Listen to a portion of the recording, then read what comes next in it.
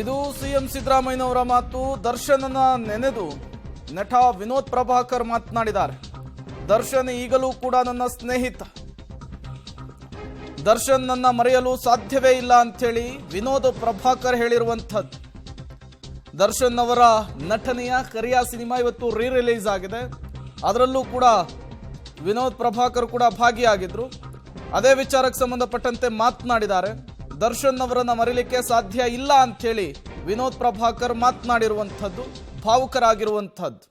ಸ್ನೇಹಿತರಾದಂಥ ನಮ್ಮ ರಾಘವ ಮುನಿಸ್ವಾಮಿ ಅವರು ಒಂದು 2 ತಿಂಗಳು ಬಿಫೋರ್ ಕಾಲ್ ಮಾಡಿ ಈ ಥರ ಕರಿಯಾ ಸಿನಿಮಾ ನಾನು ರಿಲೀಸ್ ಮಾಡ್ತಾ ಇದ್ದೀನಿ ಅಂದಾಗ, ಸರಿ ಆಯಿತು ಒಳ್ಳೇದು ಮಾಡಿ, ನಾವು ನನ್ನ ಕಡೆಯಿಂದ ಏನೇನು ಸಪೋರ್ಟ್ ಆಗುತ್ತೆ ಅಂತೆಲ್ಲ ಹೇಳಿರ್ತೀನಿ.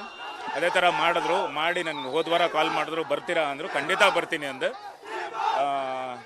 ಚೆನ್ನಾಗಿ ಮಾಡಿದ್ದಾರೆ. ಅಂಡ್ ಎಲ್ಲ ಇದು ಅಂತಲ್ಲ, ಕಾಟೇರ ಸಿನಿಮಾಗೆ ಬಂದಿದ್ದೀನಿ, ಫಸ್ಟ್ ಡೇ ಫಸ್ಟ್ ಶೋ, ಕ್ರಾಂತಿ ಸಿನಿಮಾಗೆ ಬಂದಿದ್ದೀನಿ, ಈಗ ಕರಿಯಾಗೆ ಬಂದಿದ್ದೀನಿ.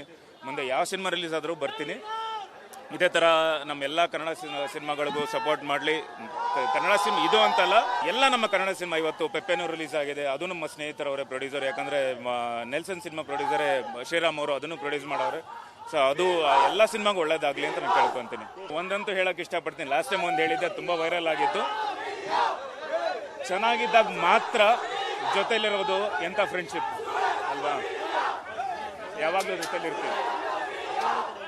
ಗೊತ್ತಿಲ್ಲ ಸರ್, ನೋಡೋಣ ಈ ಸಿನಿಮಾ ನೋಡೋಕೆ ಬಂದಿದ್ದೀನಿ, ನೋಡ್ಬಿಟ್ಟು ಆಮೇಲೆ ಹೇಳ್ತೀನಿ ಸರ್.